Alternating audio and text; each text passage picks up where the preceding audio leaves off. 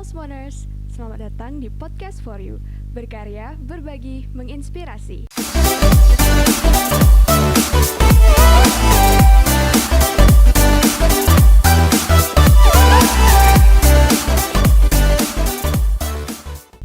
Nah, Smoners, kalian udah pernah dengar tentang ombudsman gak sih? Kalau aku sendiri sebenarnya ombudsman sering dengar di berita sih, cuman kalau untuk lebih jauhnya lagi, aku sendiri kurang paham. Nah, buat kalian yang masih sama kayak aku, belum terlalu familiar dengan ombudsman, nah jangan kemana-mana ya, kita saksikan video ini karena kali ini kita kedatangan tamu spesial dari Ombudsman Perwakilan Provinsi Kepulauan Bangka Belitung. Hadir di sini bersama kita Pak Yozar. Halo Bapak, selamat siang. Halo, selamat siang Mbak. Kabar baik Pak? Alhamdulillah, jauh-jauh dari Pangkal Pinang bisa bersilaturahim dengan kawan-kawan di SMA 1 Manggar. Sebuah kehormatan buat saya. Kalau boleh tahu Bapak udah berapa kali nih Pak main-main ke SMA Negeri 1 Manggar? Kalau main ke sini baru pertama kali ini. Pertama kali ya Pak? Tapi kita tentunya sudah mendengar inspirasi besar yang lahir dari tempat ini ya. Dan saya termasuk orang yang kemudian merasakan inspirasi itu, pengaruh itu. Alhamdulillah bisa melihat langsung bagaimana kemudian suasana atau ruh yang ada di sini begitu, dan ternyata memang betul suasananya agak berbeda dalam artian positif ya. Waduh. Gitu. Oke. Oh ya, kita tadi pertama tadi aku udah bilang Pak, kalau sebenarnya ombudsman ini kalau aku pribadi ya Pak masih belum familiar gitu Pak, ombudsman ini kayak gimana. Nah, kebetulan hari ini ada Bapak, kita mau tanya-tanya nih Pak, ombudsman itu apa sih Pak sebenarnya? Ombudsman secara harfiah adalah berasal dari bahasa Skandinavia, ombuds ya. Dan memang ini praktek yang diadopsi di negara kita dalam rangka untuk mengawasi pelayanan publik ya. Tugasnya adalah mengawasi pelayanan publik dalam artian luas ya. Dalam artian luas. Berdiri di Indonesia sejak tahun 2000 di era Presiden Abdurrahman Wahid gitu ya. Dan merupakan lembaga pengawas pelayanan publik eksternal gitu, yang kemudian tujuannya adalah untuk bagaimana kemudian pelayanan publik kita ini bisa semakin berkualitas ya dari waktu ke waktu gitu Pak. Baik. Jadi ombudsman ini sendiri tugasnya mengawasi pelayanan publik ya Pak? Iya. Nah, untuk pelayanan publik yang diawasi oleh ombudsman sendiri seperti apa nih Pak? Maksudnya lingkupnya apa saja gitu ya. Pak? Batasannya sangat luas sekali. Sangat luas ya, sekali. Karena kita memahami pelayanan publik itu adalah setiap kemudian aktivitas pemenuhan kebutuhan masyarakat yang menggunakan uang negara. Uang negara. Ya, jadi menggunakan uang negara. Sehingga objek pengawasan ombudsman itu adalah semua instansi pemerintah, swasta, individu yang menggunakan uang negara di dalam aktivitasnya, sebagian ataupun seluruh, ya, sebagian ataupun seluruhnya. Gitu. Jadi luas sekali ya Pak, yang termasuk luas, dalam wewenang ombudsman ini. Ya, mulai dari kalau kita lihat misalnya pembuatan KTP, itu masuk juga. Ya, pelayanan kepolisian termasuk di sekolah barangkali ya, dan sebagainya. Baik. Oh iya Pak, kalau nggak salah semalam saya udah cari-cari tentang ombudsman ini ya Pak sedikit. Terus saya juga dapat info bahwa ombudsman ini juga melayani pengaduan dari publik gitu Pak ya. Betul. Pengaduan ini kayak gimana tuh Pak? Maksudnya siapa saja sih yang boleh melapor? Semua orang bisa, semua orang kemudian ya, Pak? Dia merasa barangkali ada haknya ya yang kemudian dirugikan dalam proses pelayanan publik, atau dia punya kepedulian terhadap proses perbaikan pelayanan publik. Baik. Walaupun kemudian nantinya di ombudsman ada mekanisme penyaringan ya. Nah, itu dia Pak. Mekanisme penyaringan, apakah dia biasanya korban langsung atau bukan gitu. Kalau kemudian dia korban langsung, maka ini sudah menjadi pintu awal untuk melaporkan sesuatu ke ombudsman begitu. Baik, jadi untuk syarat suatu pengaduan itu bisa ditanggapi oleh ombudsman sendiri seperti apa nih Pak? Ada dua itu syarat formil dan material. Kalau syarat formilnya ya identitas, kemudian korban langsung itu tadi. Kalau syarat materialnya itu antara lain adalah apakah dia masuk kewenangan ombudsman atau enggak. Artinya kan kalau pelayanan itu diberikan oleh swasta, maka Mm-mm. tidak masuk kewenangan ombudsman dan tidak bisa untuk ditindaklanjuti. Itu Oh, syarat material ya. supaya yang boleh negara aja gitu ya, Pak? Ya, oleh yang kita batasi dalam penyelenggaraan pelayanan publik. Kalau Oke. misalnya pelayanan swasta tidak bisa, tidak Mm-mm. bisa. Kemudian apakah sudah ada upaya atau belum dari yang lapor ini kepada instansi yang dilaporkan? Nah, iya benar. Ya, jadi kalau sebelum dia komplain ke ombudsman, Ha-ha. dia wajib untuk kemudian komplain Ke ke instansi itu sendiri ya, Pak? sendiri begitu. Jadi Oke. tidak bisa serta-merta semua hal bisa kita terima begitu. Dan mungkin yang ketiga adalah salah satu syarat material kita adalah belum terregister di pengadilan ya. Jadi kalau sudah Oh, di pengadilan maka ini wajib ditolak oleh ombudsman. oke. Oh iya, berarti ombudsman ini melayani yang emang pengaduannya itu sudah disampaikan terlebih dahulu ke instansinya gitu ya, Pak? Betul, ada Ke syarat pusat seperti itu. pengaduannya di Iya. situ. Kalau memang belum selesai baru ke ombudsman gitu ya, Cuma Pak? permasalahannya Mbak, kita Ha-ha. ini tidak semua instansi ini punya pengelolaan pengaduan yang optimal internal ya. Ah, Jadi iya, nah ini benar. tentunya kita dorong bagaimana kemudian setiap instansi, setiap penyelenggara Mm-mm. pelayanan publik itu punya saluran pengaduan yang kemudian dikelola dengan baik begitu ya. Oke. Karena ombudsman sendiri kan adalah lembaga pengawas pelayanan publik eksternal ya. Eksternal. Nah, tentunya yang internalnya ini dia harus diperkuat juga begitu. Oke. Ya, gitu. Jadi harus objektif juga gitu ya, Pak, Betul, untuk ya. pusat pengaduan di sana. Oh ya, untuk pelajar nih, Pak, kayak Ya. seusia saya pelajar, apakah kami ini juga boleh melakukan pengaduan gitu, Pak, ke ombudsman? Sangat boleh. Sangat boleh. Sangat boleh. Boleh. Oke. Jadi kami sudah menerima banyak sekali laporan di bidang pendidikan, tentunya menyangkut Baik. pelajar dan substansinya ada bermacam-macam ya, Oke. dan dugaan maladministrasinya juga ada bermacam-macam. Dan tentunya kita mendorong bahwa pelajar ini terutama kaitannya dengan ombudsman, kami sadari betul perannya luar biasa sebenarnya kan, bahwa diakui secara kuantitatif atau secara jumlah itu masih belum signifikan pelapor dari rentang usia pelajar begitu ya. Akan tetapi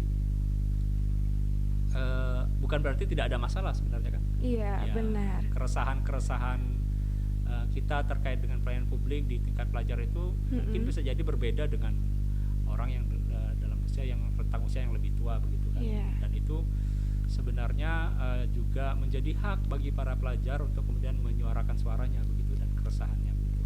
Nah, itu dia tadi, Pak. Kalau kita kan kadang kalau mau melapor itu pasti ada keresahan tadi ya kan, Pak. Betul. Misalnya takut lah gitu ya kan Iya, istilahnya. Nah, untuk melaporkannya itu sendiri untuk identitas kita nih Pak sebagai pelapor, Iya. apakah itu ditutupi atau dilindungi? Ya, Maksud ombudsman gimana, Pak? ya, ombudsman bisa kemudian merahasiakan identitas pelapor. Mm-mm. Jadi untuk hal-hal tertentu yang menyangkut kepentingan umum, misalnya katakanlah ya kita sebut saja misalnya ada fasilitas umum yang kemudian rusak begitu ya. Oke. Kita tidak memerlukan identitas dari pelapor ini dibuka begitu. Mm-mm. Ya, tapi kalau kemudian sudah menyangkut spesifik pelayanan tertentu, misalnya soal dokumen administrasi menyangkut nama saya misalnya, Mm-mm. maka harus spesifik menyebutkan pelapornya begitu. Jadi tidak bisa dirahasiakan. Jadi sedapat mungkin memang kita lalui mekanisme yang demikian gitu ya. Jadi memang kita memahami bahwa tidak semua orang punya dorongan yang kuat untuk bisa melapor gitu ya, tapi kemudian saluran ini adalah saluran yang memang sudah disediakan oleh sistem negara kita begitu, yang kemudian harus kita manfaatkan sebagai upaya kita untuk menyampaikan barangkali masukan kita begitu. Baik. Oh ya, balik lagi tadi ke pelajar nih Pak. Biasanya untuk pelajar sendiri pengaduan apa sih yang sering diterima oleh ombudsman ini sendiri Pak? Biasanya terkait dengan kalau sekolah ini biasanya adalah persoalan penerimaan siswa baru biasanya PPDB ya. Benar. Sekarang kita juga lagi PPDB ya, Pak. Sekarang ombudsman ombudsman Babel sedang membuka posko pengaduan terkait dengan PPDB begitu ya. Kemudian biasanya juga terkait dengan proses belajar mengajar gitu ya. Oh, itu bisa juga ya, Pak. Ya, kemudian hal-hal yang terkait dengan proses belajar dan proses sekolah secara umum gitu ya. Bahkan terkadang kami juga menerima laporan-laporan yang dengan dugaan misalnya permintaan imbalan dan seterusnya. Jadi permasalahannya sebenarnya cukup kompleks ya. Permasalahan cukup kompleks, dan tentunya ini sinyal baik bahwa kemudian barangkali pelajar sudah mau menyuarakan haknya, dan juga ombudsman barangkali sudah mendapat tempat di kalangan pelajar begitu. Baik. Oh ya, Bapak bisa lebih dekat lagi Pak ke mic-nya supaya lebih terdengar ya Pak. Oke. Oh ya, tadi untuk pelajar yang sudah melapor tadi tentang PPDB bisa ya Pak? Bisa. Terus untuk kegiatan belajar mengajar. Kalau untuk kegiatan belajar mengajar sendiri, pengaduannya bisanya seperti apa sih Pak? Apa tentang perlakuan guru, apa bisa seperti itu?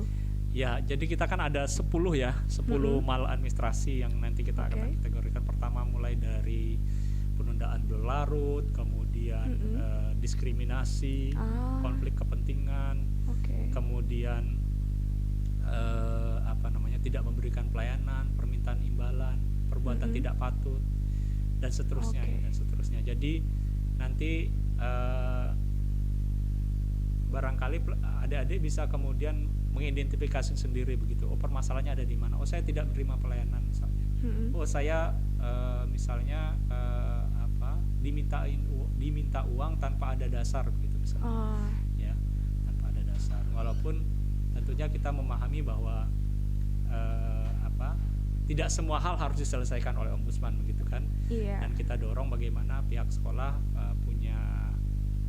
punya mekanisme, punya saluran supaya kemudian suara di tingkat internalnya ini bisa didengar dengan baik. Oh iya, benar. Jadi harus sebaiknya diselesaikan di sekolah dulu gitu ya kan Pak, baru dibawa lagi keluar ke ombudsman. Iya.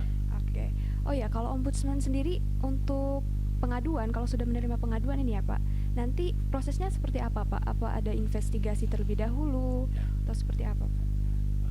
Prosesnya adalah pertama kan tadi ada saringan formil dan material, itu yang pertama. Yang kedua adalah klarifikasi baik kepada pelapor maupun terlapor. Jadi nanti kita akan klarifikasi. Kalau kemudian kita temukan adanya bukti terjadinya maladministrasi di antara 10 tadi atau bisa lebih dari 1, maka kita dorong untuk diselesaikan. Misalnya nih, ada salah satu dokumen misalnya, katakanlah contoh ya, misalnya KTP tidak selesai, maka kita dorong KTP-nya ini diselesaikan begitu, dikeluarkan selama memenuhi syarat. Ya.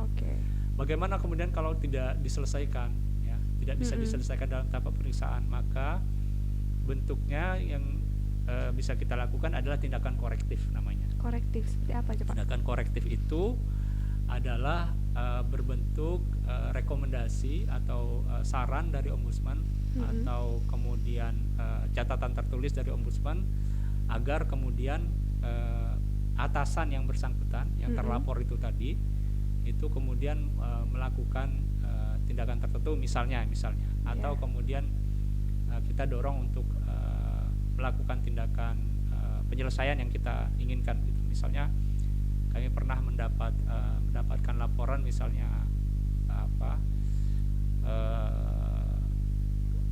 surat tanah misalnya sertifikat tidak selesai ya. Kemudian kalau tidak bisa diselesaikan di tingkat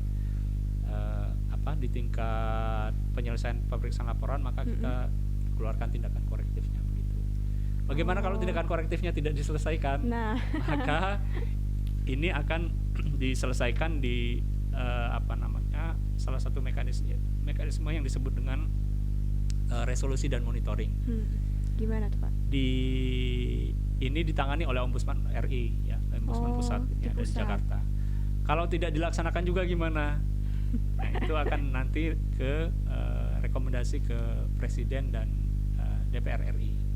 Jadi berhenti sampai di situ. Jadi ombudsman sendiri bukan lembaga pemberi sanksi ya, seperti aparat penegak hukum. Nah, itu dia, saya juga tadi baru mau tanya, ini ombudsman tindak lanjutnya berupa korektif gitu ya tindakan Pak? Korektif. Tidak berupa sanksi gitu. Ya, jadi memang tidak bisa memberikan sanksi sebagaimana aparat penegak hukum lainnya. Kalaupun kemudian kita memberikan sanksi, sebenarnya nanti mungkin dirumuskan di dalam tindakan korektif itu tadi ya. Tapi tetap merujuk kepada regulasi tertentu gitu. Misalnya katakanlah begini, ASN atau pegawai negeri sipil itu dia tunduk kepada hukuman disiplin pegawai ya. Ketika kemudian dinilai pada aspek tertentu dia tidak bisa memenuhi atau kemudian tidak menindaklanjuti laporan ombudsman, maka bisa jadi dia mendapat hukuman disiplin itu tadi. Seperti itu ya Pak. Oh ya, balik lagi ke pelajar nih ya Pak. Saya penasaran sebenarnya kalau untuk pelajar ini, kenapa penting sih, menurut Bapak seberapa penting sih peran ombudsman bagi pelajar nih Pak untuk mengatasi masalah-masalah yang terutama di bidang pendidikan ini gitu Pak? Ya, sangat penting sekali karena kita meyakini bahwa sistem itu dia akan menjadi baik kalau kemudian semua orang punya kepedulian kan. Iya, benar banget. Jadi pelajar itu kan dia objek tapi juga sekaligus subjek sebenarnya dari proses pendidikan ya. Jadi bukan hanya sebagai orang yang atau pihak yang kemudian menerima pelayanan saja, tapi juga sebenarnya sebagai subjek dia adalah pelaku yang kemudian bisa untuk mendorong bagaimana sistem itu berubah begitu. Ya gampangnya ya sebenarnya kita semua kemudian ingin ketika kemudian sistem itu baik maka semua orang harus punya kepedulian begitu kan. Ya kalau kemudian kepedulian itu sudah tumbuh ya semua orang berperan sehingga kemudian nanti akan ada tercipta proses yang disebut dengan keseimbangan. Baik. Oke, untuk melakukan pengaduan atau membuat laporan ke ombudsman sendiri Pak, bisa lewat cara apa saja sih Pak? Ya.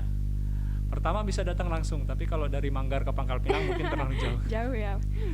Terlalu jauh, tapi kami punya kanal pengaduan yang sifatnya mengakomodir dan berorientasi kepada kemudahan gitu ya.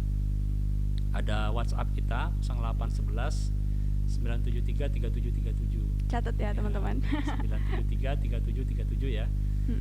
Kemudian ada Instagram kita. Ombudsman RI Babel. Ombudsman RI. Kemudian ada Facebook kita ya, Ombudsman RI Bangka Belitung, Kepulauan Bangka Belitung ya. Dan ini adalah kanal resmi. Resmi. Jadi bukan hanya lewat datang langsung saja, tapi termasuk lewat email kami juga ya. Kemudian lewat WhatsApp itu tadi, Instagram dan Facebook itu tadi adalah kanal pengaduan resmi juga. Surat juga bisa. Dan kami punya kewajiban untuk menindaklanjuti setiap laporan itu. Kalau 14 hari tidak ditindaklanjuti laporan itu, maka yang disanksi adalah ombudsman. Oh begitu ya Pak. Jadi punya kewajiban untuk kemudian menindaklanjuti setiap laporan ini masuk melalui kanal itu tadi ya, kanal-kanal resmi itu tadi begitu. Itu yang sudah memenuhi syaratnya ya kan Pak? Oke. Mungkin Bapak bisa sampaikan pesan-pesan dong Pak untuk semua nurse yang lagi di rumah supaya kalau ada masalah nih seperti apa gitu menyelesaikannya, dan masalah apa yang mungkin bisa melakukan pengaduan ke ombudsman. Ya baik, kalau pesan saya adalah bahwa kita perlu punya kepedulian ya. Punya kepedulian. Harus berani juga ya harus Pak? Berani, sikap apatis itu harus kita buang jauh-jauh, bahwa kita bisa berkontribusi terhadap perbaikan negara kita sesuai dengan apa yang kita bisa ya, bisa. Dan tentunya keresahan-keresahan kita perlu punya ada saluran begitu ya. Dan tentunya ombudsman ini adalah salah satu saluran yang sudah disediakan oleh negara kita. Kecuali keresahan pribadi nggak bisa. Itu nggak bisa ya, Pak, di luar kewenang gitu. Ya, di luar kewenangan langsung ditolak gitu. Baik. Jadi tadi itu kita udah ngomong banyak sama Pak Yozar ya Pak tentang ombudsman ini. Untuk sobat Smoners yang nantinya mungkin memiliki keresahan di luar keresahan pribadi ya Pak, dan sudah berusaha mungkin menyelesaikannya ke instansi yang terkait, ke sekolah misalnya, tapi masih belum dapat penyelesaian yang benar, bisa langsung ke WhatsApp atau ke Instagram atau hubungi pihak ombudsman lewat media-media tadi ya Pak. Baik, sekian podcast kita kali ini. Mungkin kita terakhir bilang ini Pak, kita ada slogan Podcast for You, berkarya, berbagi, menginspirasi. Kita bilang sama-sama ya Pak. Berkarya, berbagi, berinspirasi. Podcast for You, berkarya, berbagi, menginspirasi.